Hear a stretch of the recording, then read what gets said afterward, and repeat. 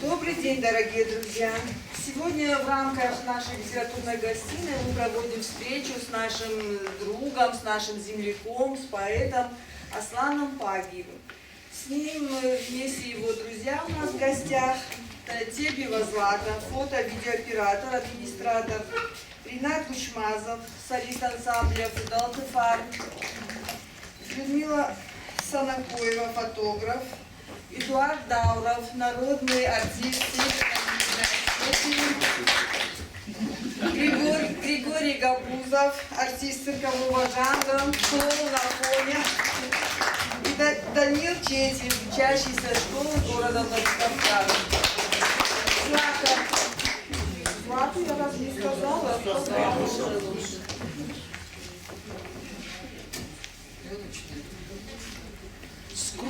скромный и красивый, добрый, умный и душевный, образцово-терпеливый, среди равных самый первый, сильный, грамотный и мудрый, бесконечно волевой, и веселый, и ненудный, и со светлой головой, ласковый, надежный, верный, домовитый семьянин, бескорыстный и примерный, государство гражданин, гениален и талантлив, вундеркинд, спортсмен, герой, и к обиженным участлив, и за родину горой, обходительный и честный, щедрый сердцем и рукой, благородностью известный. Да, ребята, я такой. Скромный я, безмерно скромный, Божьим ангелом храним, надо мной ним огромный. Я стесняюсь быть под ним.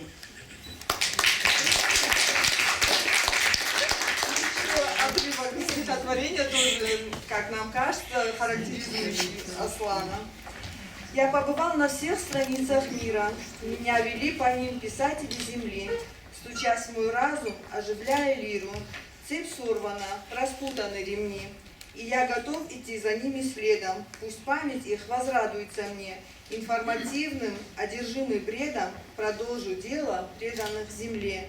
Шекспир, Беляев, Хейли, Грин, Казанцев, Тургенев, Достоевский и Толстой, создатели царей и самозванцев, в обойме вашей я не холостой.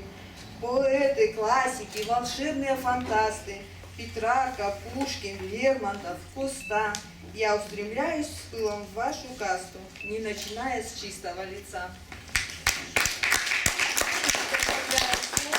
Эдуарду Даурову, пожалуйста.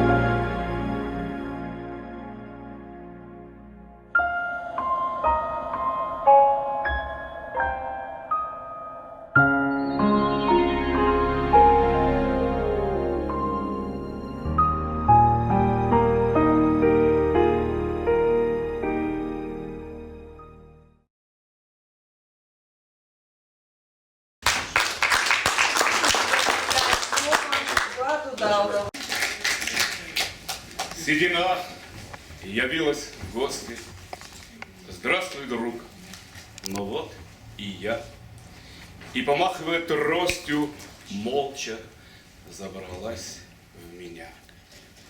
Я не вымолвил и слова, в зеркало гляжу, а там в волосах блестит основа, белизною по усам.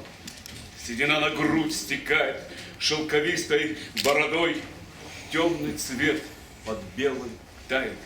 И вчерашний, молодой, смелый и красивый парень, смехом заливавший свет, седины сраженный даром в зеркале на склоне лет.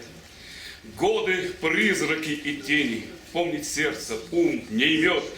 Был ли он, когда шатеном, тот, кто в зеркале живет? Был ли он другим участлив, так, как делал это я?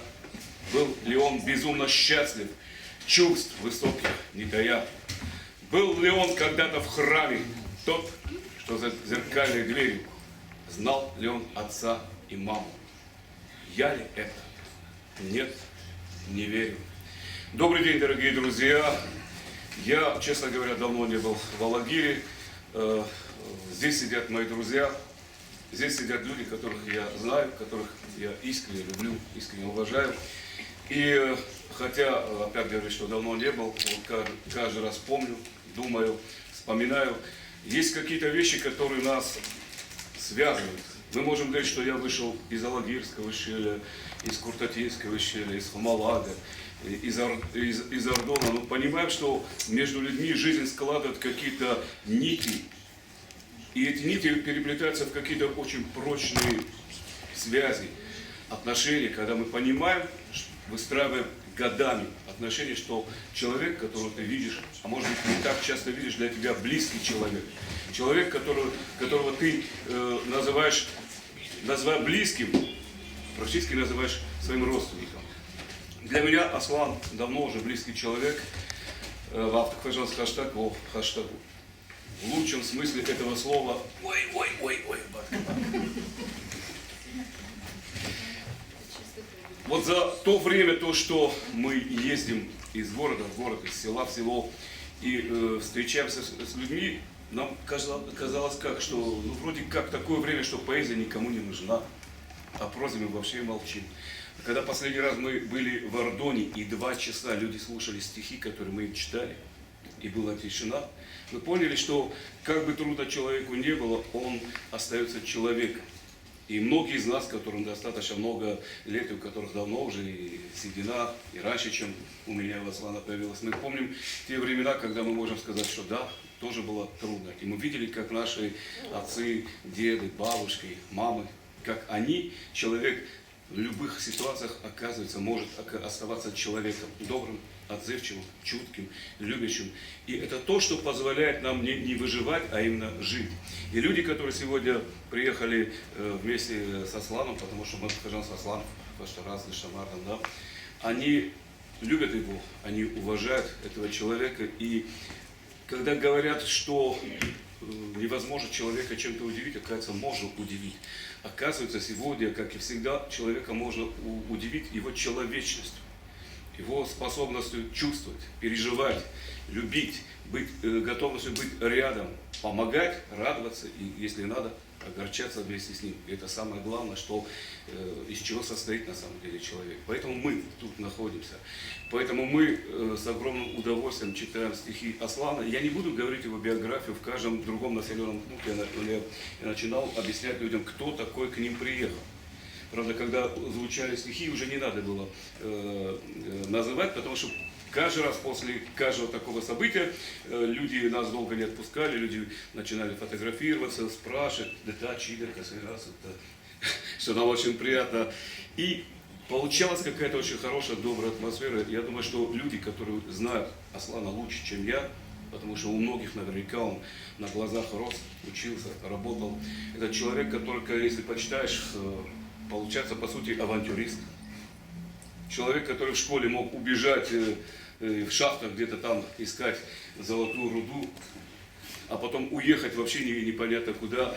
И наверняка вы понимаете, что если человек куда-то уезжает, тем более далеко, в жизни он может встречать как абсолютно, скажем так, с минусом людей, так и абсолютно, с абсолютным плюсом людей.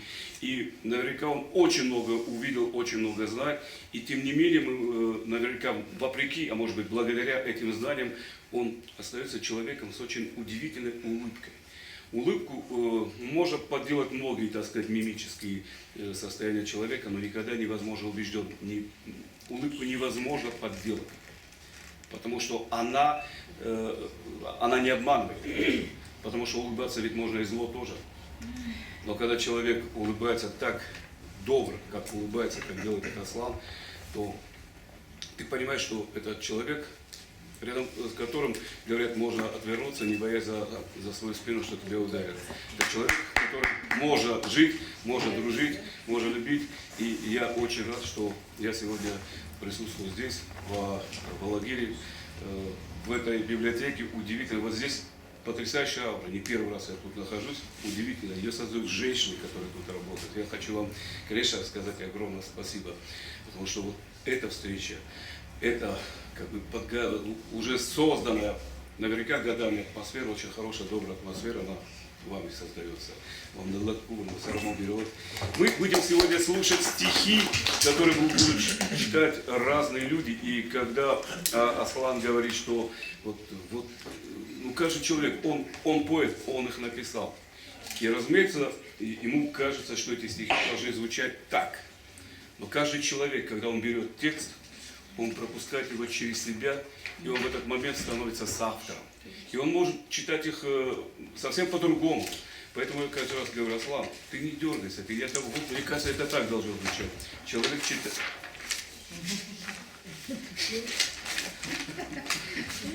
Человек, а если он неравнодушен, он вкладывает в нее в слова душу, тем более стихи.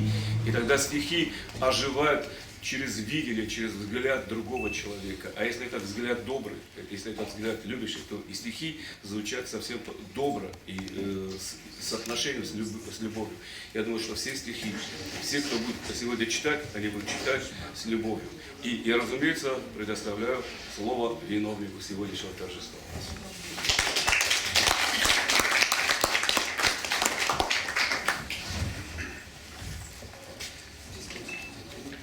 Я, наверное, начну с чтения стихотворения «Запечатленный миг». Итак, начну я его эпиграфом моего отца. Предел так скор возможностей и жизни человека, что затянувшийся от счастья разговор придется завершить творцам другого века. Стоит мальчишка в шортах и панаме, звездой горит улыбка на лице, сестричка на руках у юной мамы.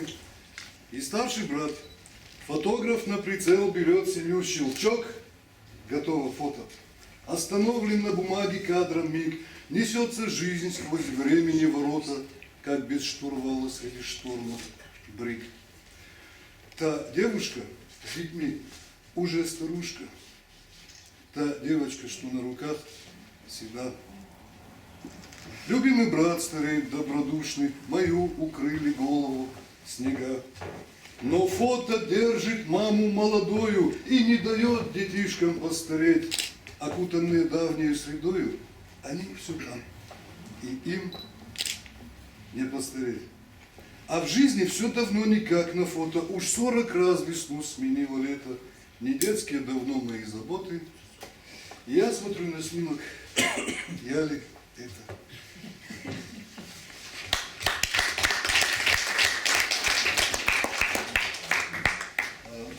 Мы сегодня зашли, я увидел вот кусочек моего стихотворения, который называется «Моя Осетия». Я прочитаю вам его полностью. Героев кузница и колыбель поэтов, ступень последняя у Божьего порога. Земли граница и граница неба, избранница неведомого Бога. Играют ветры в горных лабиринтах, сметая с листьями следы былых побед. Хранятся в камне имена великих, незыблем предками оставленный завет. Несутся реки буйные со склонов, ревут и пенятся, сдвигая валуны, взлетают в небо брызги и с разгона врезаются в блестящий серп луны. Сходили ангелы на землю по ступени, что возлежит у Божьего порога, и проводили свой досуг и время в делах земных с избранниками Бога.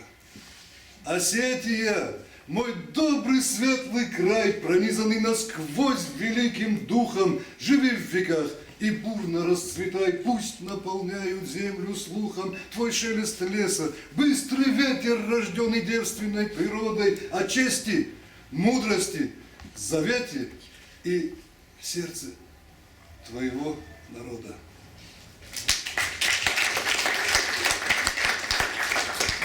И я сегодня мой вечер, и я, наверное, больше буду читать, чем вы это везде. Махмара самопал. Мах вообще воздушно очевидно на картку. Это картина очевидно. Вот это стихотворение у меня из серии «Горские напевы». Я приветствую весь свет, города и страны мира, но милее сердцу нет мне родного Алагира.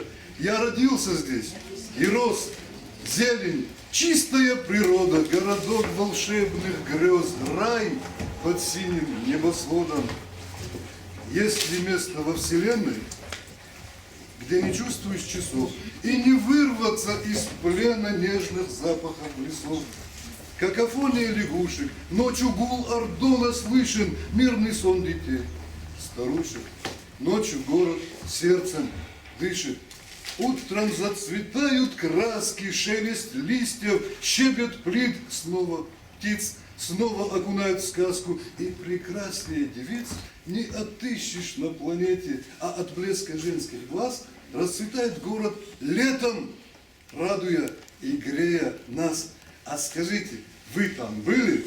Танцевали под дождем? Места нет прекраснее в мире для того, кто там рожден.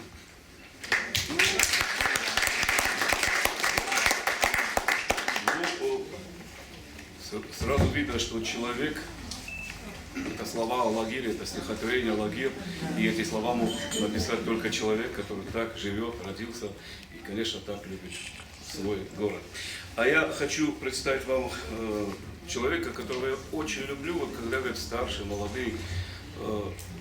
Самое большое счастье, я считаю, когда ты видишь молодых людей, умных, сильных, умеющих, понимающих.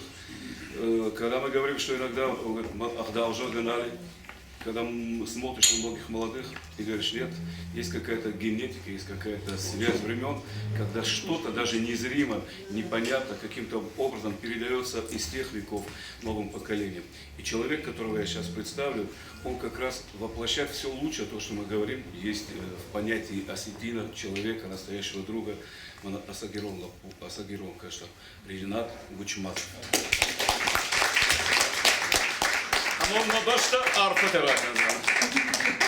Спасибо большое. Я тоже хочу в первую очередь сказать спасибо этим двум людям. Не потому, что как в известной бане кукушка хвалит петуха. Просто хочу сказать им спасибо. Хочу сказать в первую очередь спасибо Богу, что познакомился с такими людьми. Это я счастлив и горжусь этим, что у меня есть такие друзья,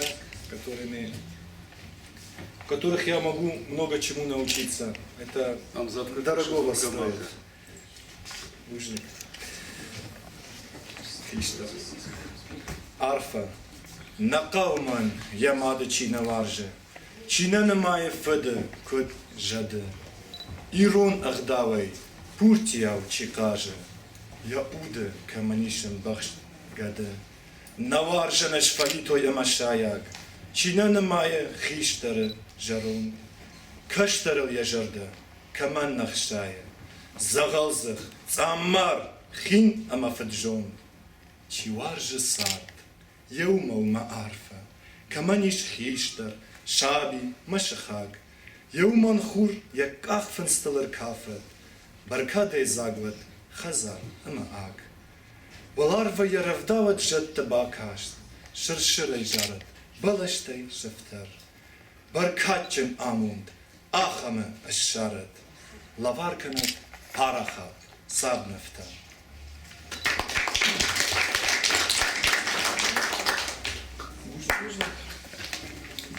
Домжахтун махракутта самаракутта нажон шафундер анзавгата яхада кышта. Маташ махан ем завгата кышы ша автор Ашланбек. Аллагирок на вермен да ричкам квемот. Фулдер фазуран вуршагал, да? Ну, фулдер вуршагал фазуран. Уманım halka zorun tiro na hafta yılanda. Havtuk dero hoğlu. Fala gitsin bana kavaydın jörder çifası yurmaca vurşagal kebarka vurkan siyularla. Şasaran bombira öyle sırjaglarla. Kavu umanım usul dubavjagal zorun. Şarrazdır kıtıkın. Diğerrazdır. Pakistan iron обжаг. Аж важен шепот обжекта. Фалазы юма тынктырн. Авшады жарды кунта ирон обжаган. Я корнан. Я фалман шифтырты шыршыр. Я волдафы воланты ахашт. Я хахты цуппытай кашын. Надбавшыцын. Масашты акашт. Ашветон алмухыжы адам. Андыржы хытылдырфыдан. Фала ироны вжаджы адан ферох. مقارويو ندن ما فنتيو ما خاشتا قوما ما خختبما ما شتوبما بدرت والدف ما تسخنا وما أجد شري تدرتوبما ما فضلت وجدان رجال ناي رايداين ناي كرون ما جرد درفت دي زاق نماين شبر جارن دو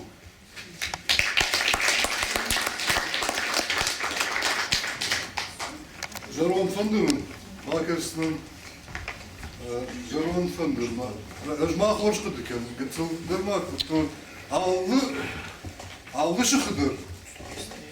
Аллы Шахыдыр, Кафы дышты, Жар дышты, Фандер сақты, Аллы Шахыдыр Фандерл сақты. Манам мах одар орта Фандерл сақты, амчын, эртен кадар бират абачи сақты. Ныр афтын алма на Жарон Фандер, амзорген фаштырсы бишт. Жарон Фандер, она ырпыды, сары рыжыбын хышы. Күні кәу, көк ашхуды, рагоны бітті, мышы. Чыжык уқтыюны жарыд, ай құштиве қалыш қаутыл, ангылсты кавдайы варыд Фандерәні мұхасантыл. Аданы юхытта шимдыма. Алкаманы диш артхорд, вар что я ирон фашивад, нама аттайы жытты ковод. Мышы Фандер Жарон тканты, сулқаты, амакуратты, Талза грышта уланта дарт фахашту и усыбытты. Налиш жахыл кухту дарык. Афынна иш кашты жет. Арвман алпышы, яжарык. Фешафт кавчытым шафат. Рыджыбын ана ырпыды, рохфанды анкар тышы. Күні кеу, кы ашкуды, рагуны бытты. Мышы. Termine потом ахшиш гонсузан да алкен манат қаубашта шықбашта на бакашкадары. Машық башта и жинар адам. Куда чину офенд вахуш. Мажардайы ахдау макады авдишан тан вадаран иш. Машықы хиштырты унафа дартты ишфанд куктун хышын. Вақарумын маништа шафы ахшафын тайып таурықты фышын. Маваржон каратты, амгартты, амрашт фандаг магом одвар, ламах куднака ной осанкты, каруун раттыд, лакты звар. На фалман жарды шылгой мыкты, на ождан шыхы авшинты, татты хондо хазартты лакты, шабиты, язак, ашинты. Колым пекені шых жианды, фаталын вай шыхы сард. Фалатарай шыхазарай ног гурды калышым, яжард, на рухштавы жахы кори, ама на синьканы маут, магацыл шахы, ног иронии. Наузан, толбашта, фаут.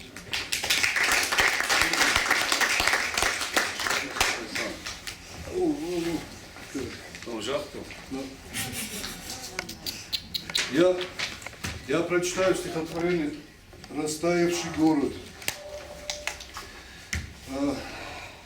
Вот тартар аждар, вона гацлайса кадыкена мне, поттар митивканы калта по пояс снега.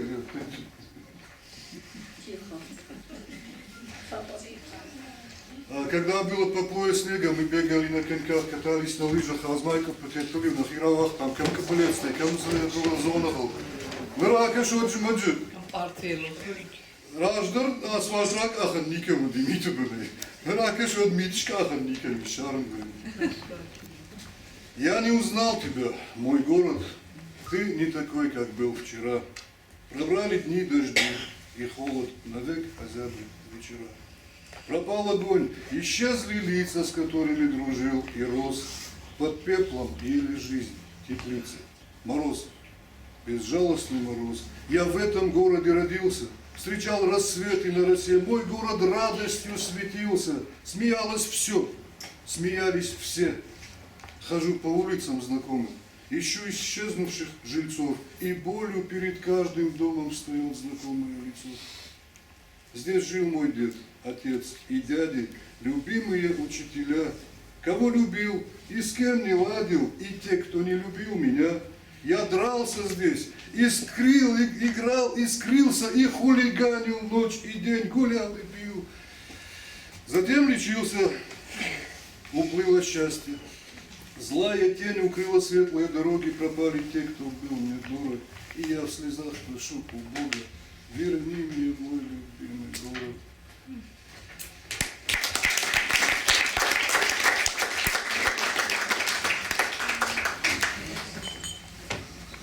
Когда я приезжаю в Кумалак и заезжаю в село с трассой, рядом с трассой стоит большая, уже постаревшая такая ореховая роща. Если мне говорили, что в этой роще ровно столько деревьев, сколько людей не вернулись с фронта. Я видел такие рощи в других местах. Ну, женам ореховое дерево — это как бы мартаба балашева, как бы в этом. И опять-таки мы люди того времени, когда мы видели тех людей, которые, я говорю так, в 70-м мне было 11 лет. В 70-м году человек, мужчина или женщина, которые пришли, для которых война закончилась, скажем, ну, в 45-м году, и им было 25 лет, то в 70-м им было всего лишь 50. Это были очень крепкие люди, женщины, которые помнили, то есть мы эту историю, она для нас была на самом деле живая, в лицах. Я не знаю, если где-то еще ветераны остались, 1-2. Я очень люблю и военные книги, люблю военные книги о войне, потому что есть какие-то вещи, когда мы говорим, что мы нафедалка, аха, вот и что, и пытаемся свою историю, потому что каждый народ пытается свою родословную как можно глубже, века. А тут, казалось бы, совсем недавно, 70 лет. И вдруг оказывается, когда мы обнаружим, что новые поколения не знают то, что было совсем близко. И мы понимаем, мне кажется, доходит это ощущение, что это неправда, что человек, у него есть эта потребность ощущать, что в нем сидят корни многих поколений. Получилось так, что 9 мая я был в Питере, там было какое-то мероприятие диаспоры, и я воочию увидел тот называемый бессмертный полк. Когда мы ехали в метро, и люди, женщины, старики, молодые, они шли в метро с этими фотографиями своих близких. И вот кто был в Питере, он знает, это широчайший проспект, длиннейший Невский проспект. И я когда вот увидел вот это настоящее состояние людей, они вот эту искреннюю радость и искреннее восхищение своими близкими, когда дети пели песни, взрослые пели песни, и часа 4-5 вот шел этот поток. Вот этот поток реально шел людей, которые не являются Иванами, не помнящими своего родства. И поэтому я убежден, что мы должны сделать все, чтобы то, что является нашей памятью. А память есть, мне кажется, самый главный признак любой культуры, потому что там, где нет памяти, нет никакой культуры. Что бы мы там ни говорили, еще что-то. И эта часть нашей памяти, эта часть нашего культурного кода, это то, что должно сохраниться в нас и в последующих поколениях. Именно поэтому мне кажется, что Аслан не мог пройти мимо военной темы. его стихи о войне, иногда какие-то стихи читаешь и думаешь, как будто он сам был в те годы там. Вот настолько эти слова, эти стихи, они пронизаны болью, любовью и вот эффект присутствия. Итак, пожалуйста.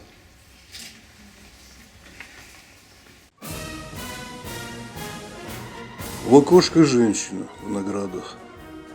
За окном шары и детвора. Не спала, готовилась к параду. День, когда закончилась война. Сквозь стекло вдруг полыхнуло пламя, потолок и стены в пыль и прах. Над Рейхстагом гордо реет знамя, слезы радости на выцветших глазах.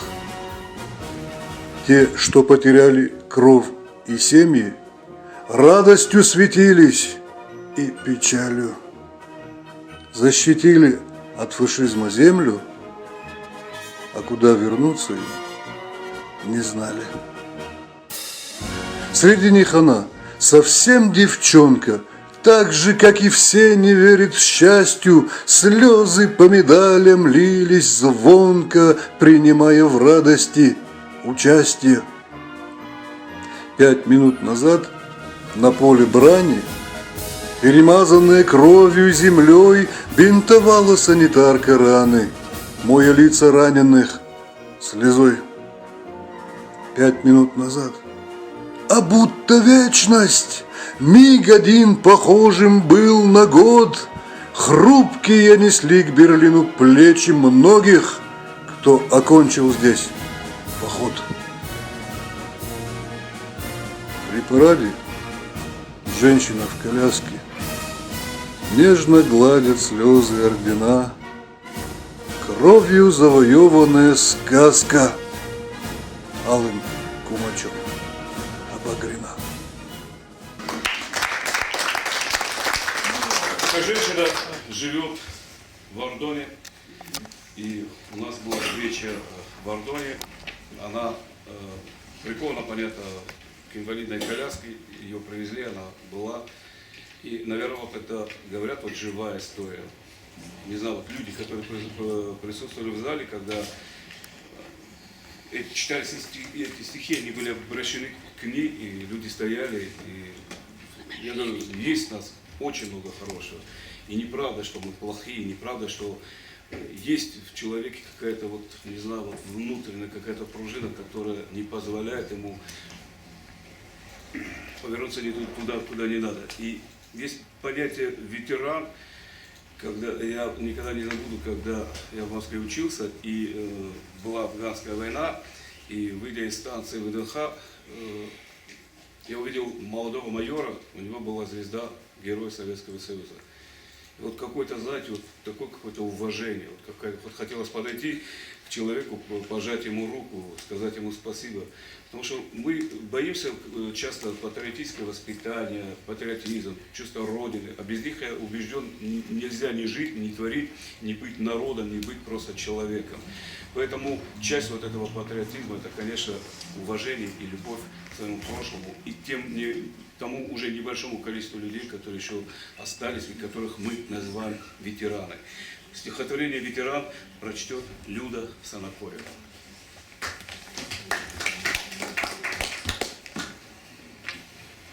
Слезой по изможденным векам бежит соленая вода. Безрукий инвалид, коллега, герой войны, герой труда. Рукав заправлен аккуратно, блестящий орденами китель. Ранений шрамов многократных наградами укрыл воитель. Дойдя до памятного танка, знакомых гусеничных звеньев, старик безудержно заплакал и опустился на колени. Оживший танк летел в атаку, прикрыв броней советский мир. Снаряд немецкий бил по бакам, зло матерился командир.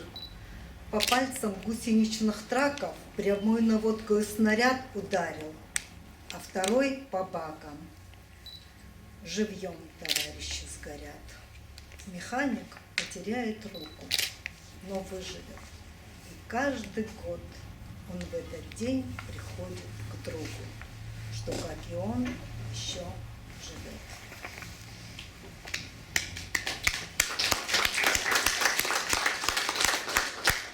Его боялся вражий флот, лицом к лицу не встретить, искусно окружен, и вот противник ждет ответа. Прошедшие сотни тысяч миль, скрипя бортом, ложится в крен, и торпедированный киль сдавался океану в плен. Несла со стоном рында весть, что легендарный бит Титан, команде отдавая честь, скользнул в пучину капитан. Во тьму распахнутых ворот тянуло кубрики и стяг, и, угодив в водоворот, с поклоном шел на дно моряк. Ушли в туманы времена баталий позабытых, играет легкая волна над памятью убитых. Покойтесь с миром, моряки, запечатлен последний час, и силой сердца и руки пишу о вас и помню вас. Аслан, медаль.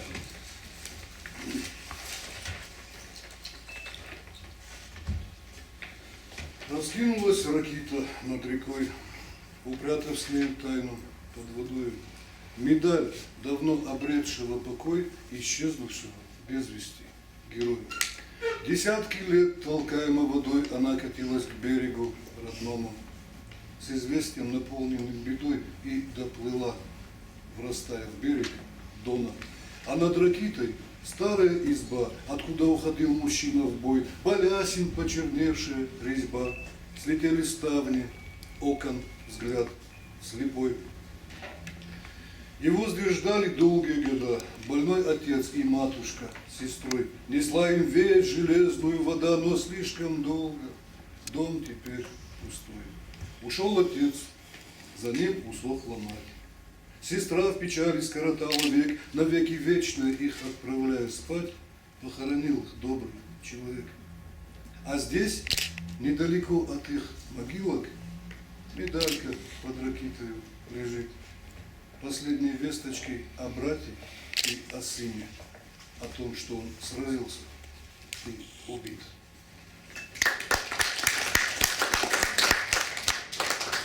Для меня вот стало открытием вот этот мальчик. Зовут его Даниил Четти. И каждый раз, когда я его слушаю, я не устаю удивляться и поражаться. Он для вас прочитает стихотворение «Идет война». Я думаю, что я не буду дальше говорить, просто послушайте.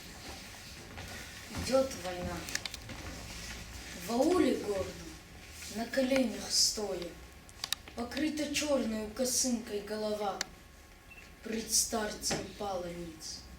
От боли воя его невеста, бедная вдова. Прошу тебя, отец, не дай им сгинуть. Лишь ты им можешь запретить уйти. Не позволяй им отчий дом покинуть. Погибель им не дай свою найти. Дрожит слеза, и сердце в старом теле толкается с душой, решая спор. Двое борцев, добрых, сильных, смелых, смерть может отобрать у гор.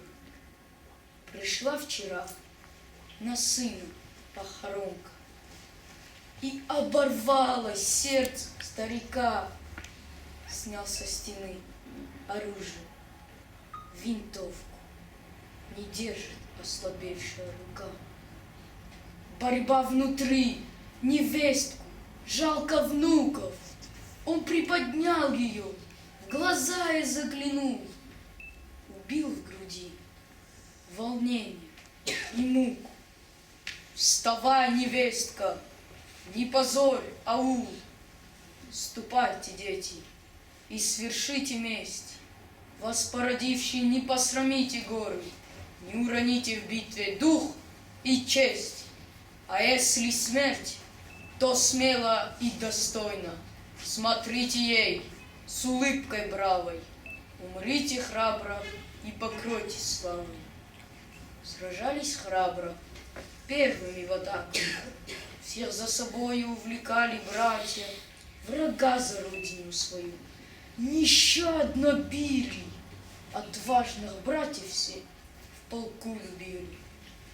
Любили старшие бойцы, часы затишья, когда разрыва свиста пуль не слышно. Рассказы слушать братьев о природе, о гордом независимом народе, о землях осетинских Божьем даре, заветах стариков и об Бардаве, о пирогах с начинками. И пили, и думали, приедем, будем живы. Но Бог войны не слышит наши мысли, и брошенной немецкой гранатой войной убитые поменялись числа, волной ударной разбросала братьев. Уже не услышать друг о друге, обняться Божьей милости не будет.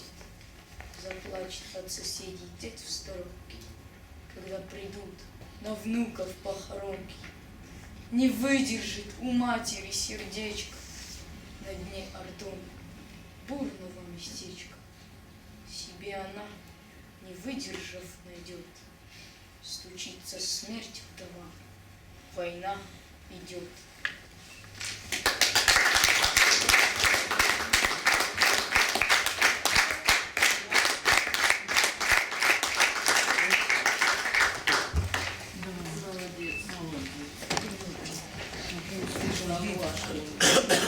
Haşton tematika vatvanım çoktan babam zavutuştum, ben zavutuştum.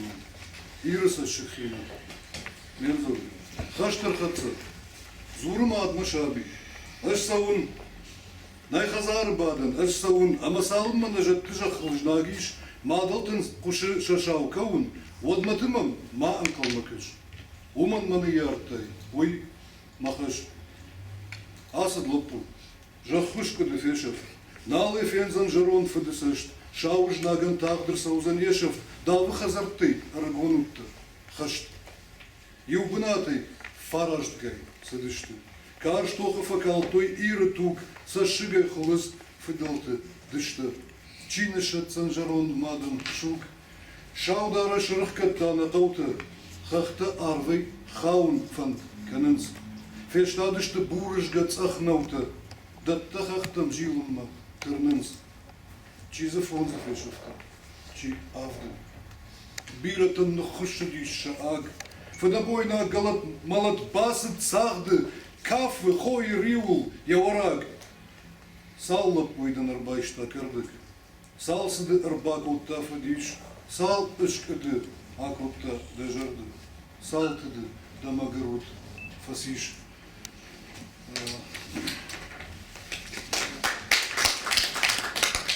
Я verstond verdoten taal, maar verstaan. Ayun vafıdıfıd. Gamil, bir ötede kenzişti. Ya farşma badı tatari. Janjatık şarıfıd. Janjatık şarıfıd, patla juntrastovu. Yuma ahır kotu офицерский. İki kurstazdı, штета 40-й год. Хаштı хадражма. Я вардыгай сапрах kotu yüce. Ruhşagu baba, baraştırı bıştı. Хаштay arxatsada, fasarttı haştı, namıgaysafttı, kardaylıktı, raşuqtsa şkomul, barjınovkıtı, haştı bıdırı arbayşaftı, vafıt, nalqışı kaştırı, kahfınstı, sıd, gaşayır sıttı, bıdırı, nıgad, samayarıştı dişimahın vakat, akırtta nemusak karday dağurq, bayaftoy kardisaf, farş ımakuq, xin kaştış kotta, ıqsavma malat, fala olarvay fakuştiş, Sarad, dıkkagıf şımar arxatsayış, xaştı. Farşma arbalaudır dıkkagıştır. Uday pırxıtı, sarday saftı, jardatay iştat o saftı haftı. Falana kuştiş, xusavmına vdişan, yazıqa yıvandır, iştizir işa. Xaştı ersi düştü. Sar düştü, xaştı. Ruhşagud baba, baraştır, baştı. Наур шарқабатырты, иры шыжғарин, мажардаун алкай кухы аварын, вараджысарын, факалтат, ватук, чима вабажат, салыма, что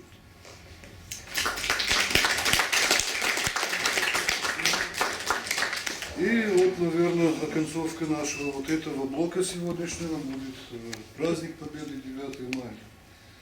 Айражма, это что? Клип. Айражма, это что? Раджаев, это что? Михаил Федорович Парфенов. Это был для меня очень сильный удар. Я, можно сказать, вырос. Вот это один из тех людей, у которых я вырос, у которых я научился русскому языку, у которых я научился чему-то. Раджаев.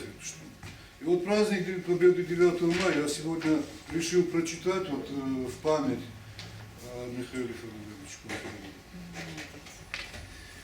Не ходят ноги, ослабевший глаз, слоями тает сердце, дряхлый дед. Я раз в году и много в жизни раз встречал слезами праздники побед. Давно в коленях беспрерывной боли, в прошедшее уносит силу дали. С кровати встать мне не хватает воли, все тяжелее ордена мои, медали. Сейчас оденусь, выйду на парад, возможно, плечи ветхие и трость удержат все же праздничный наряд, костюм тяжелый не сломает кость. Я вспомнил первые парады. Миллионы парней, девчат, детишек, стариков, бутоны роз, державшим оборону, улыбки тех, кто одолел врагов. Уходят той поры герой в лету, и память о войне с собой уносят.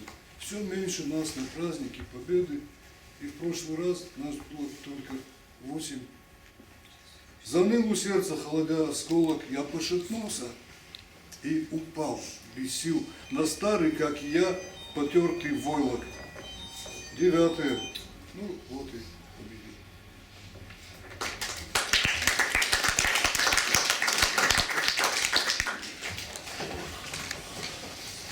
Девушка на камне.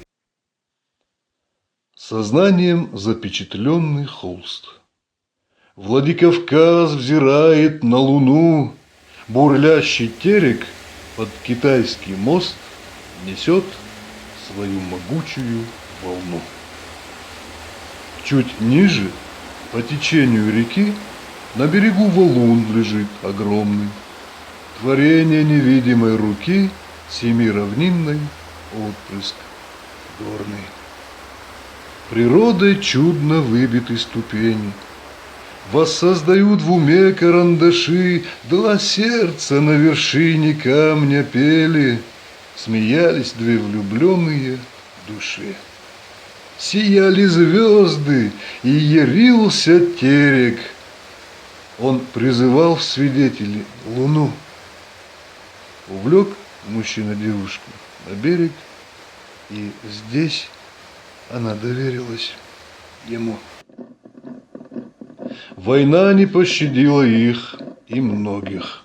Теряя дух, не жалуя костей, на невеселых фронтовых дорогах он ждал письма и радостных вестей. И вот оно, Владикавказ не сдался, погнали немцы осетины прочь, ребенок и старик за город дрался, и, знаешь, я тебе родила дочь. Без дома мы, снарядом разбомбило, но мы за город выиграли бой.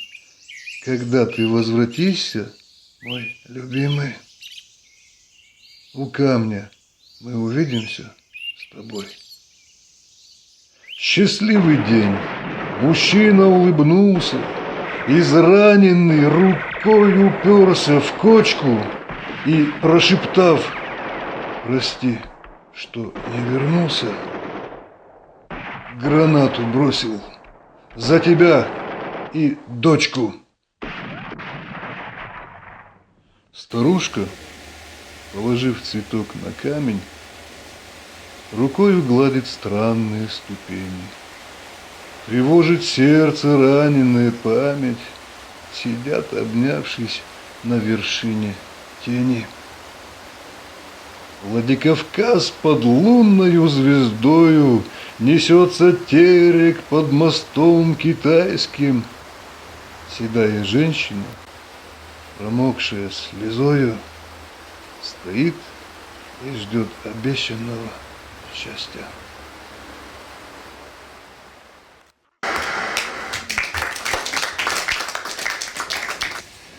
Когда-то в Одессе... Ну давай.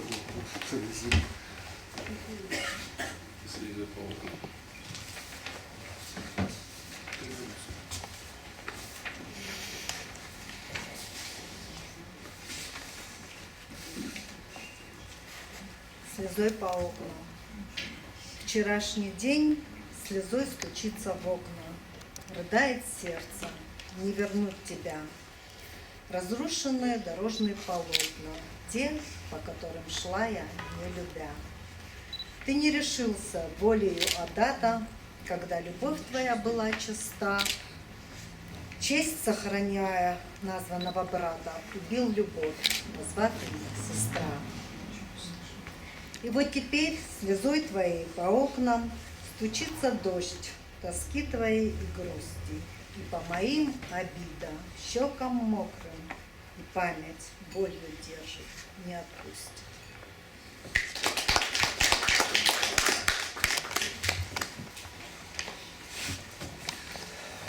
Да. Когда-то в Одессе в 90-м году напротив меня, я жил на 4-м этаже, напротив меня на 3-м этаже все время вечером садилась девушка и играла на кларнете. И случилось так, что в одно время эта девушка куда-то пропала. А я любил вечерами сидеть, ну, и наблюдать за ней. Вот ее кларнет был слышен. Это было... Я отдыхал после работы. И очень сложно было принять, что ее там нет. Я каждый вечер выходил на балкон и ждал, когда она появится. Не было кто-то, я не знаю, куда она двигалась. Точнее, в окнах дома у соседей вечером зажегся свет. Но в одном укрытом пледом 3-й месяц света нет. Раньше первым освещала мой балкон оконца это, оживавшая дышала жизнью музыка кларнета. Стоя на своем балконе, я глядел на профиль женский. Музыкантом восхищенный и мелодией вселенской. 3-й месяц света в окнах нет, мелодия молчит. Но душой ее кларнета в сердце музыка звучит. И, тоскуя по кларнету, выхожу я на балкон, и в моих руках поэта грустью плачет.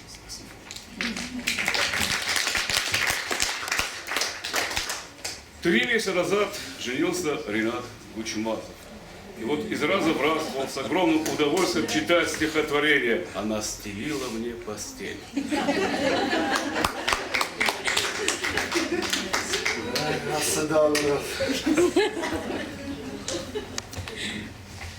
Она стелила мне постель.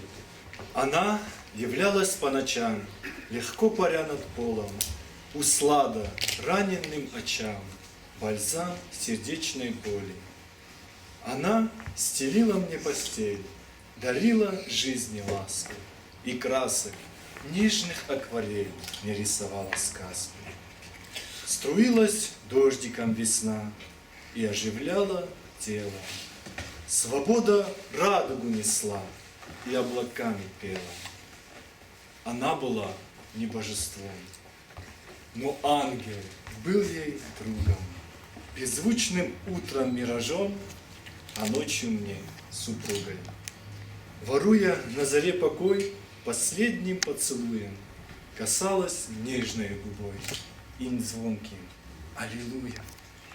Меня счастливая заря будила и встречала, но ночь идет, любовь даря, и мы начнем сначала. Очень приятно читать любовную лирику. Когда я начал читать Аслана, сразу одни грустные стихи про войну, про родителей, так тяжело было. И когда мне увидел это стихотворение, которое прислал, сразу думал, почитал, думаю, такое название, потом прочитал, гений, все равно, даже про любовь он пишет так. Спасибо. Я бажу шавчира барбабрку. Она манга ашла аслан. Ама. Разу ма куда дивай. Ама, установи его, ну скажи. Еще хочу сказать, где мы только не были, да, вот во всех районах, все равно вот сегодня Аслан светится по-особому, это вот сразу заметно, вот, легко так вот, удовольствие получает, все-таки Родина есть Родина. Да, вот прям энергия передается.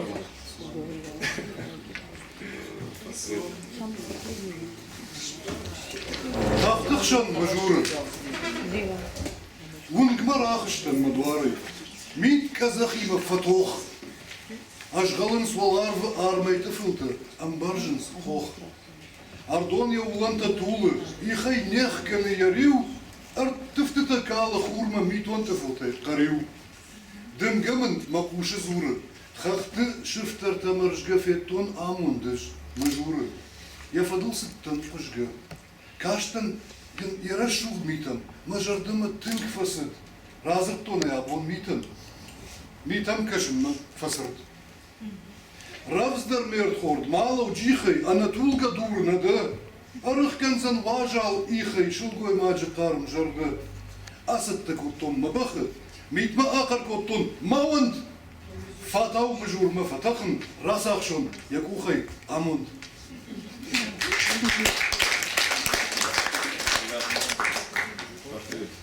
Ну, тема родителей.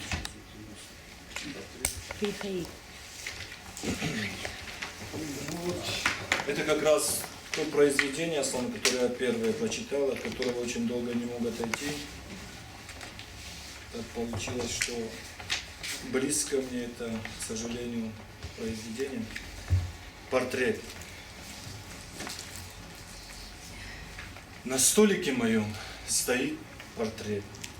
Слезами горькими родных и близких вымок.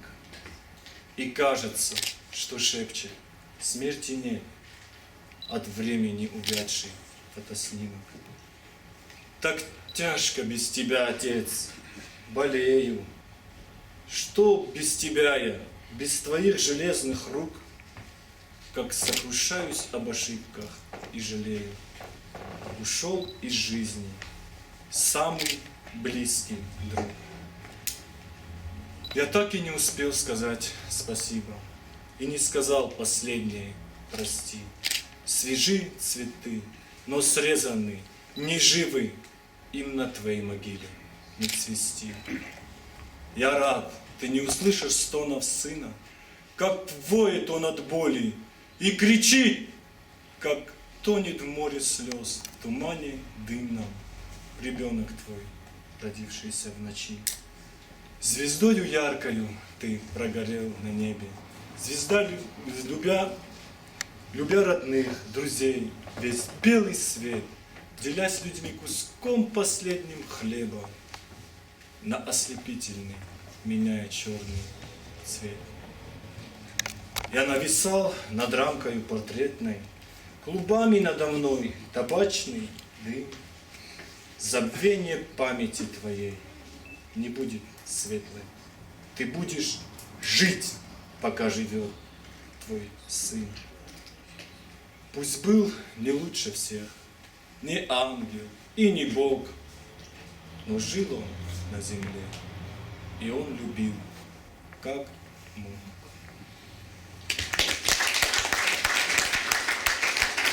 Я был на похоронах мамы Аслана, и вот тема родителей, вот когда мы говорим о презентации книги «Француз», она тоже появилась тогда, когда болел отец, и он писал для отца, как бы придумывал ему какую-то историю, он читал ему и убежден, вот, что ему казалось, что, во всяком случае, когда отец слушал, он ждал, когда Аслан напишет очередную главу, очередные строки. И вот это ожидание, наверняка вот ожидание новых стихов, новых строк, оно наверняка тоже продлевало жизнь его родному человеку. И я знаю, что для отца тема родителей это очень такая близкая, очень какая-то очень важная. Это не тема, это важное состояние, потому что любой человек, тот, кто дал нам жизнь, Если есть святость, если есть что-то святое, это, конечно, наши мамы, наши папы. Поэтому вот это стихотворение «Портрет» и следующее стихотворение, которое прочитаю, будут звучать. «Звонок в ночи». Аслан прочитает сам. Мамада бират что. Вот бират что то има. Но фиткнал идет, фишнбайт Том Эдуард правильно рассказал. Я начал писать, когда папа заболел. Я видел, как гаснет свет в его глазах, и я решил как-то его отвлекать. Райгаши женка, на бонсу бирикал Тома. Но фит касса идет, та мама одном зубом байт, талбо. Нисна фиштай бакаш помни. Ma förstår när laga kamil dash amzavge darbon förstår man inte botar ishtbaka шо man я его видах алкамам дурна биратам нали яр что бомбаш. Привычка давняя моя ложиться поздно. Пишу, читаю, выхожу курить. Конца нет края планом одиозным, куда податься, улететь, уплыть. В ушах отдастся телефонный трель.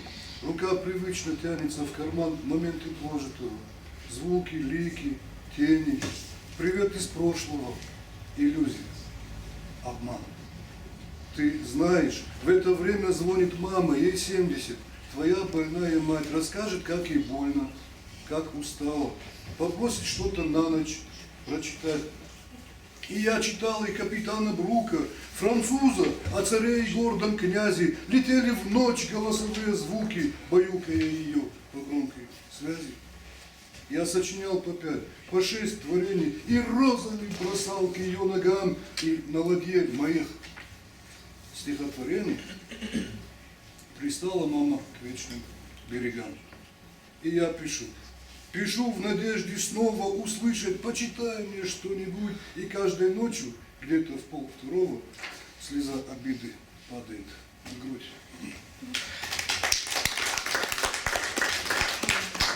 Я за руки возьму твои мечты. Людмила Садакоева. Мне кажется, неизбежно, когда вот родители уходят, больно, но очень важно, когда остается светлая память о них. Просыпаясь утром рано, улыбаясь, говорю: за любовь спасибо, мама, и за жизнь благодарю. Вчера ушла из жизни мама, дарившая любовь и свет. Последний вздох ее усталый, и нашей мамы с нами нет. Кому теперь верять секреты, с кем разделить свою печаль? Тонами мрака разодетый бескрайний мир. Безумно жаль ему терять такую розу, когда поэзии порыв листы чернит банальной прозой, а небо тянется в отрыв. Ты эту жизнь прожила ярко, с людьми делясь добром одним, и чистый мед Бога в чарке с твоею сластью несравним. Увы, не все сбылись надежды, но пусть живут твои мечты на свете этом, как и прежде. А в памяти живи и ты. Возьму мечты твои за руки и поведу их за тобой. И воплотим их я и внуки, мечты, рожденные тобой.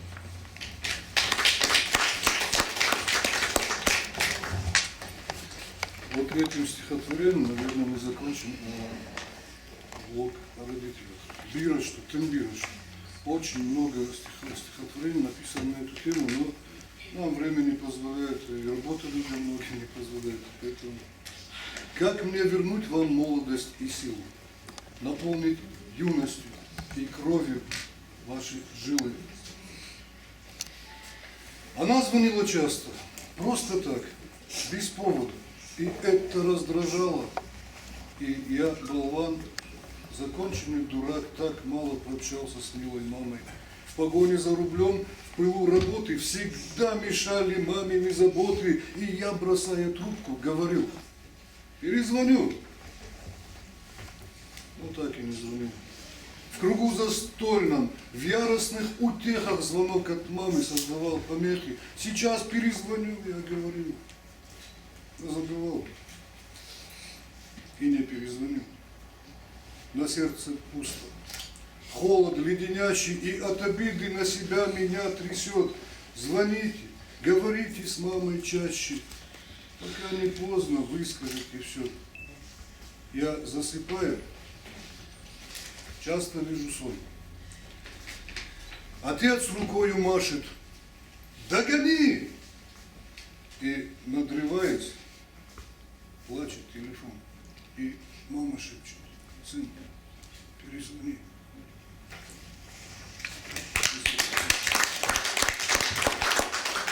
Мне очень нравится стихотворение «Мальчик, покупающий котенка».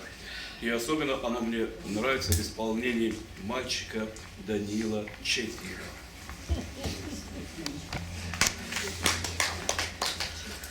Мальчик, покупавший котенка. Котятами на рынке торговал веселый дядя, шумный балагур. Ко всем он без разбору приставал, срыть хлама разного, полотен и микстур. «Котят купите, люди!» — он кричал. «Купите, девушка! Купи котят, старик!» Но только он немного заскучал, мальчишка грустный перед ним возник. «Скажите, дядя, сколько стоит котик? Тот, у которого большой животик. Отдам рублей за 100 тебе, малыш, коль ты покупки жаждою горишь. А с темной полоской на спине он нравится не меньше, дядя, мне. С полоской отдам за 90, хоть сбросить цену мне совсем непросто. А тот, что с белым ушком, сколько стоит, который лапкой под собой корзину бьет? Ну, с белым ушком будет подороже. Здесь скидку сделать дяденька не сможет. Шутя смеется над ребенком, не отвечая на вопросы его толк. У малыша всего лишь 50 рублей. Котята все дороже, хоть убей. Подначивал ребенка дядя. Вдруг корзина выскочила у него из рук. Котята маленькие бросились бежать. Один остался на земле лежать. Поднял его мужчина, лапка бита. Такой не нужен мне. Бери, бездельник. К чему калека мне? Зачем кормить их? Везет тебе, малыш. Бери, бездельник. В глаза мальчишка гордо смотрит дядя. Бесплатно, дядя? Мне кота не надо. Не меньше любить мог маму он и пап, из-за того, что малость ранил лап.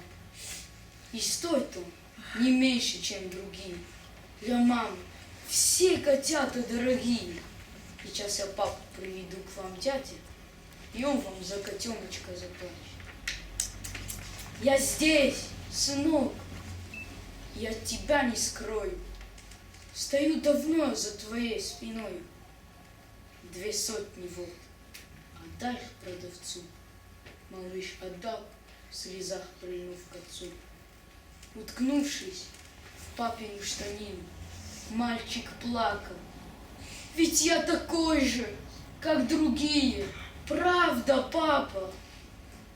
Не плачь, сынок, а улыбнись пошире. Для нас ты с мамой самый лучший в мире. И повернулись и пошли. А дядя, не знаю, как вину свою загладить, всю ночь провел в слезах, прося у Бога вернуть мальцу отобранную книгу.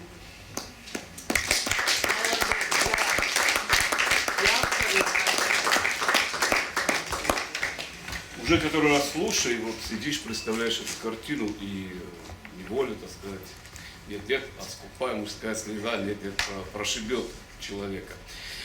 У всех у нас было детство, и когда слушаешь вот такие стихи, понимаешь, что детство никуда не уходит, оно остается, и эти слова, конечно, взрослый человек написал, в котором сидит вот это ощущение детства. Потому что человек, все хорошее у нас и в самые в любые годы только благодаря, что у нас было детство. Я с удовольствием приглашаю Гала. Я знаю, что ты тоже помнишь свое детство. Ой, да ну, Бесценные кусочки детства. ну сюда. Ох, трудно после такого мальчика. Можно я тебя обниму? И аплодисменты, пожалуйста, этому.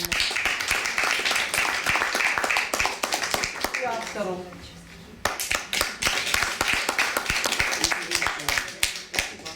Можно? Да, кинолента «Видение», правда, перенесла нас всех в дороги нашего детства.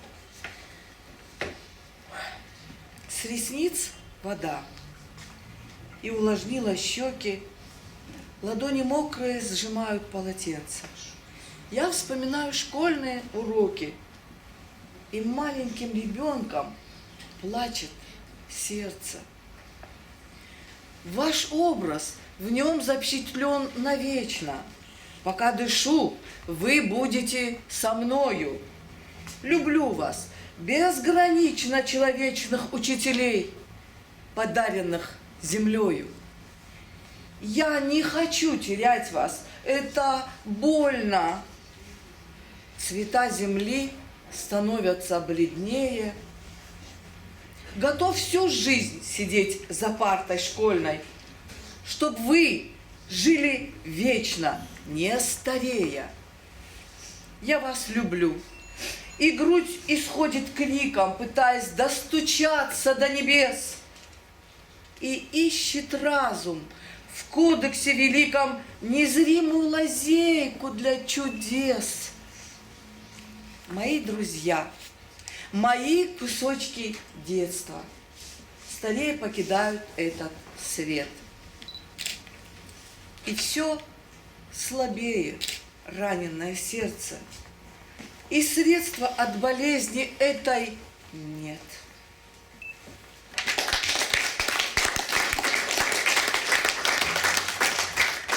Спасибо, Александра. Спасибо, что ты есть у нас. И вообще вот сейчас, оказывается, о таких людях надо. Молодец, Злата. И очень жаль, что не мы это в тебе нашли. Мне сейчас очень обидно, что не мы тебя открыли, как всегда. Но мы справимся. Поздно уже. Я скажу больше.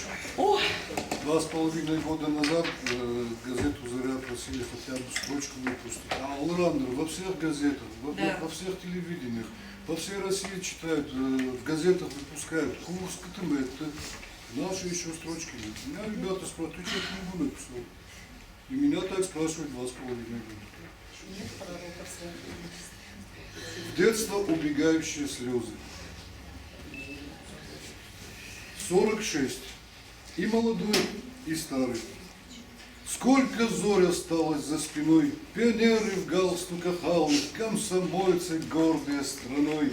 И все чаще память гонит в юность, возвращая радостный уют в мир, где не мешает жизни мудрость, где играют, прыгают, поют. На ветру мечтаниями томимы я все реже верю в чудеса. В молодость барьер неодолимый, крылья пали, сникли паруса. Мальчик у подножия вершины, что уверен в духе был и силе, постарел. И награжден морщиной визажиста временного грима. Разбегаясь в юности с коляски, мир взрывая смехом молодым, не заметив жизни буйных красок, перед пиком я стою седым.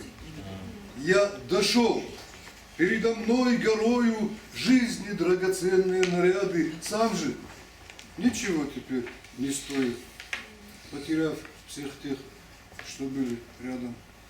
Не вернуться, но вернуться я, увы, не в силах. Стер о камни плуг и барану, не вернуть родителей любимых, не вернуть любимую страну.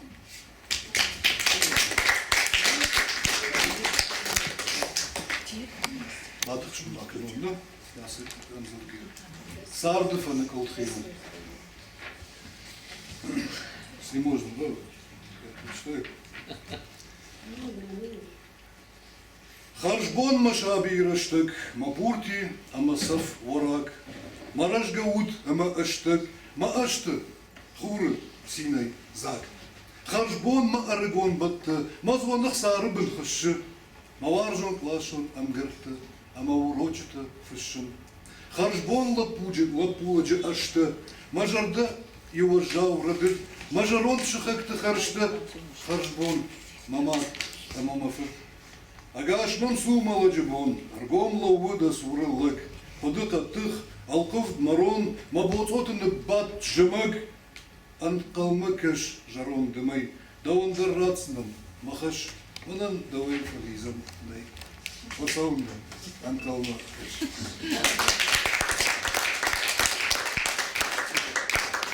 У нас часто бывают вот такие благотворительные концерты, и в них участвует один замечательный человек, наверное, самый добрый клоун, который есть в Осетии, наверное, не только в Осетии.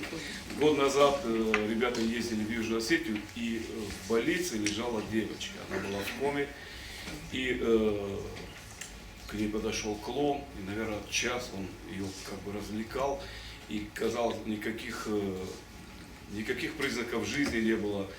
И уже вот, ну все, кажется, ну что вот, ну никак, ну девочка в коме стоит. И когда клоун уже как бы, признав свое поражение, ушел, и мама спрашивает, мальчишка, даже ардава фасад, и девочка вдруг, ее глазки как бы, вот, что, да, ее, к сожалению, уже нету, но я тебя прошу. Да. И, но вот я просто говорю о том, что вот этот большой, добрый человек, он и в форме клоуна, и без формы клоуна, он дарит людям тепло и добро. Я хочу, чтобы добрый клоун прочитал стихотворение «Клоун».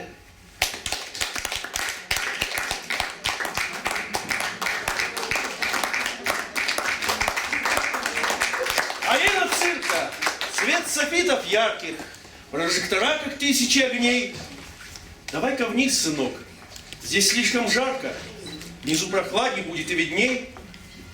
Мы сели прямо против ограждения, под папин свист и шум пришедших масс, на череду чудесных наваждений моргая, но не отрывая глаз смотрел.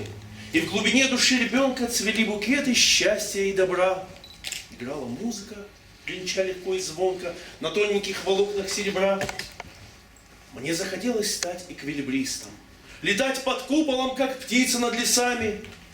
Хотелось акробатом стать, плечистым, факиром, чтобы сыпать чудесами. Наездником хотелось стать, жонглером, и дрессировщиком, и фокусником тоже. И вдруг передо мной печальный клоун возник. И холодок по детской коже мне подсказал, что клоун лучше всех. Смотрел недолго он в мои глаза. По гриму на щеке текла слеза, а из груди струился громкий смех. Минуло время, глянули фанфары, объявлен номер, занавес открыт. Выходит на арену клоун старый. Печальной маской лик его укрыт. Тот клоун — это я, за чередою исчезнувших, как и миг, десятков лет, живет и дышит на арене цирка мною. Однажды папой купленный билет.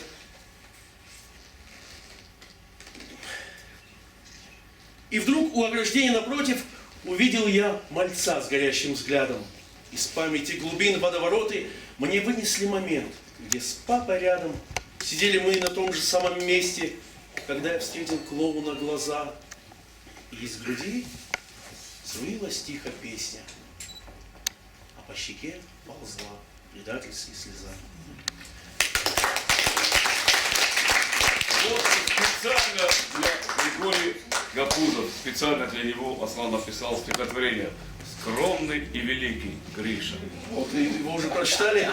Ну, это Скромный, скромный и красивый, добрый, умный и душевный, образцово-терпеливый, среди равных самый первый, сильный, грамотный и мудрый, бесконечно волевой и веселый, и не нудный, и со светлой головой, ласковый, надежный, верный, домовитый семьянин, бескорыстный и примерный государства гражданин, гениален и талантлив, вундеркинд, спортсмен, герой, и к обиженным участлив, и за родину горой, обходительный и честный, щедрый сердцем и рукой, благородностью известный. Да, ребята, я такой. Скромный я, безмерно скромный, Божьим ангелом храним. Надо мною нимб огромный, я стесняюсь быть под ним.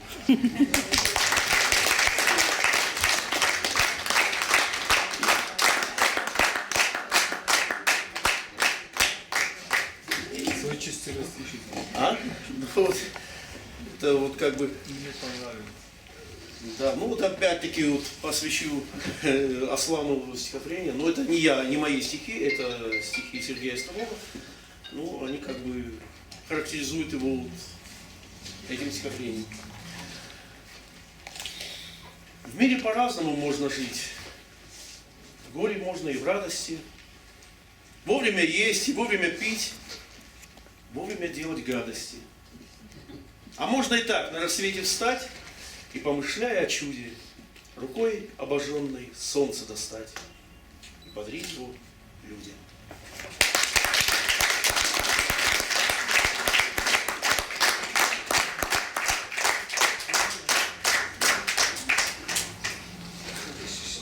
Да,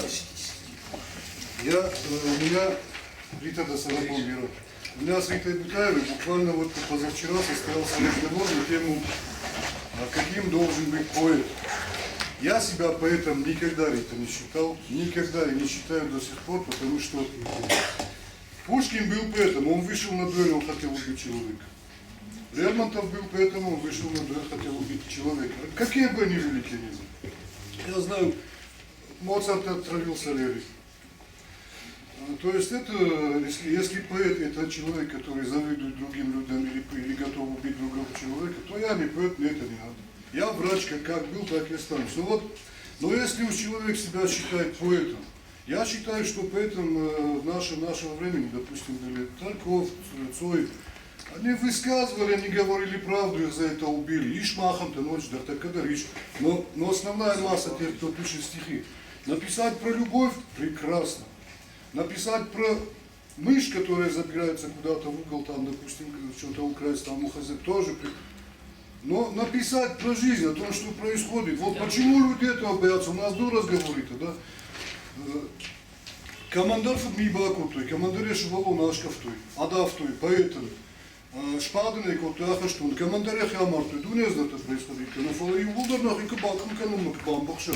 Я пишу очень часто, я веду это в Фейсбуке, не потому что я такой герой, а потому что кто-то должен говорить.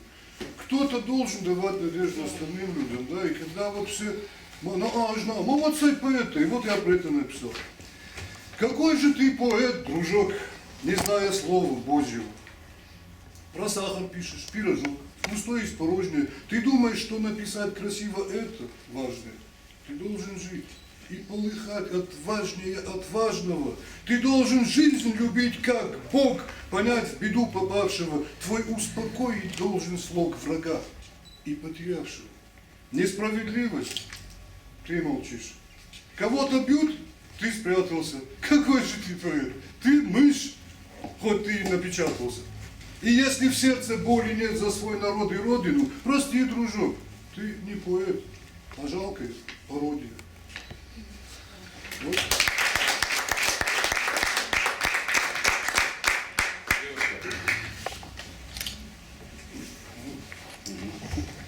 Это концовка, это не конец.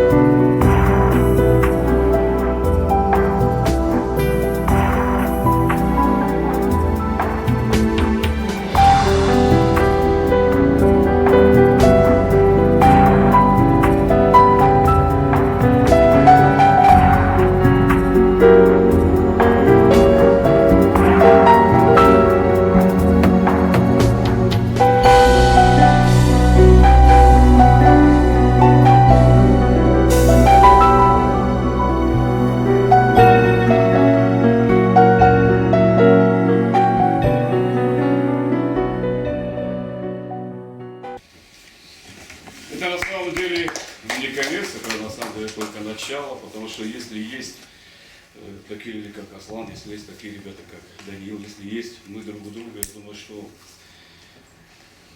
будет продолжение, потому что будут новые встречи, потому что нам на самом деле нужны такие люди, и на самом деле вот я сегодня многих увидел, и я знаю, что я сегодня счастлив. Дай Бог, чтобы каждый захочет.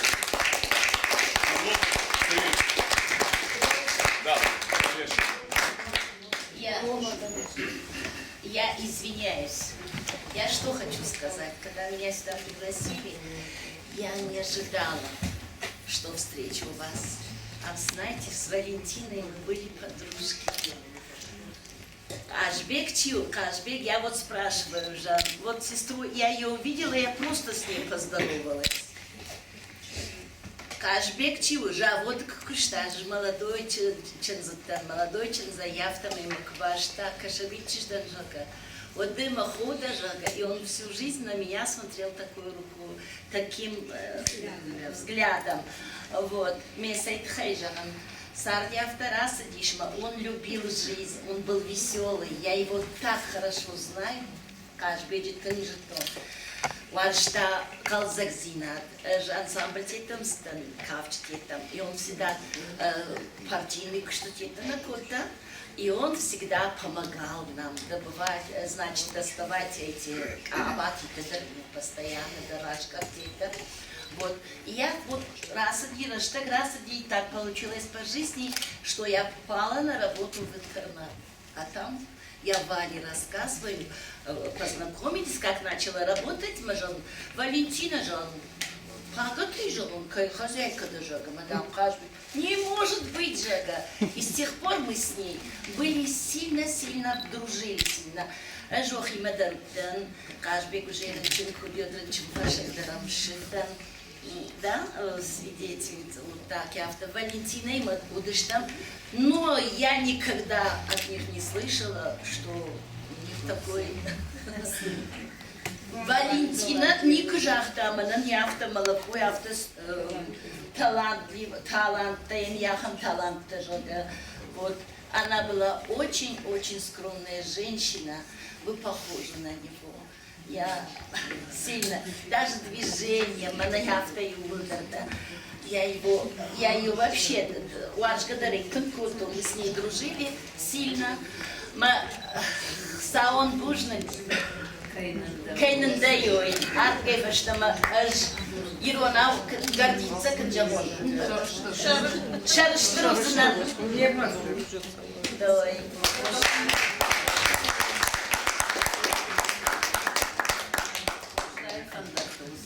Все, Расуд, полок пришел. Высохож, вот так, бакарут. Ну, нехорошо, здесь родственники сидят, наверное. Вот это сестра родная сидит. Фатима, встань, пускай знает, что ты его сестра. Двоюродная сестра здесь сидит. Наша мама. Я хочу сказать, что Аслан не только стихотворение сочиняет, он еще и музыку сочиняет, и песни, и на гитаре играл свои песни.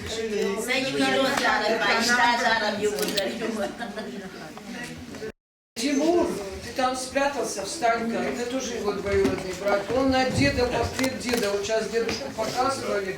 Тимур, ты так на дедушку похож, это же счастье такое. Портрет деда. Посмотрите, дедушку смотрите. А других родственников, не знаю, кто-то еще, наверное, сидит. Брат вот сидит, который спрятался со своей супругой. Да, спрятались. Так, а слушай, ты штука на круг. Здесь Валентина, смотрите. Я вот, мы когда читали вот это стихотворение, которое, я уже свою стихотворение, мы когда читали стихотворение «Бесценный кусочек детства», Манан Махаргана Гамбар, Валентина Дмитриевна Тикаева.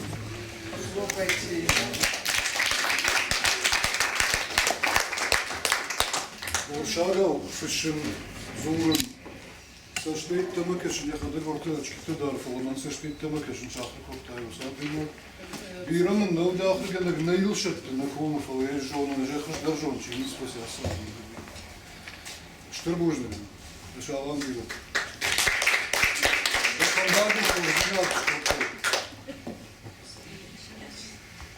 Аслан, и на родине, в своем родном Алагире, в родной библиотеке, он к нам часто приходил. Привет от нашего коллектива, вот нашей центральной библиотеки, скромные сувениры. Забахнено на нижней, но самое главное, амончин. Да хашта читает, да на нижней, забахнено. Понравится. Мы хотим своих друзей тоже поблагодарить. Они в Алагире первый раз. Я не первый раз. Значит, без подарка. Эдуард у нас вынужден несколько раз. Главное,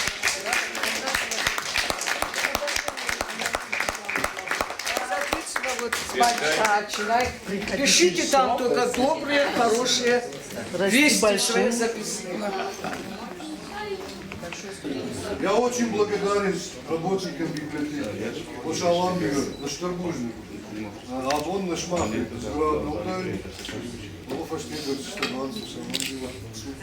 Всем тем, кто пришел сегодня послушать Аслана, поддержать его, что нужно.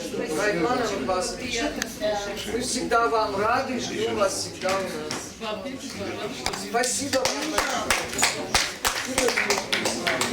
большое.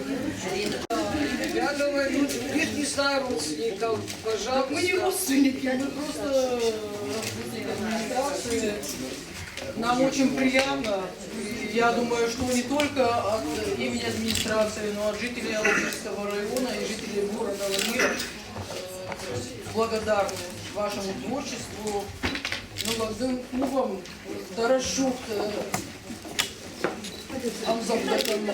Да, ну, чувствуется, что патриот своего, проживший действительно и любящий город Алагир. Но, по-моему, журта ходят, почитаю, мне более приятно, потому что я не знаю.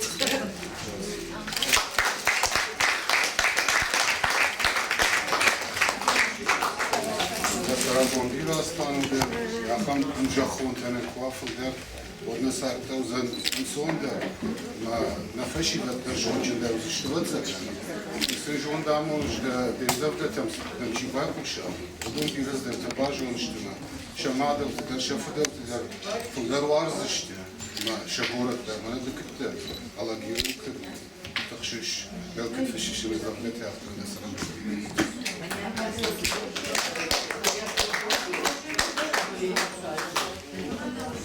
А сюда?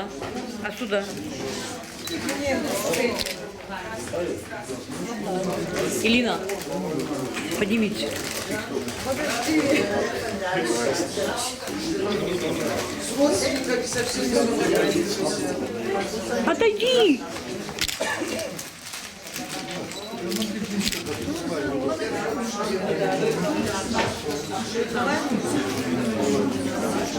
Тебя свети за то, что сфотографируешь, а тебя свети за то, что сфотографируешь.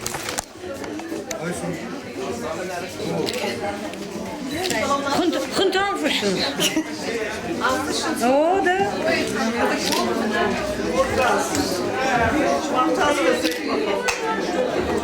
Елена, чуть-чуть на тебя солнце. Так, внимание. Внимание.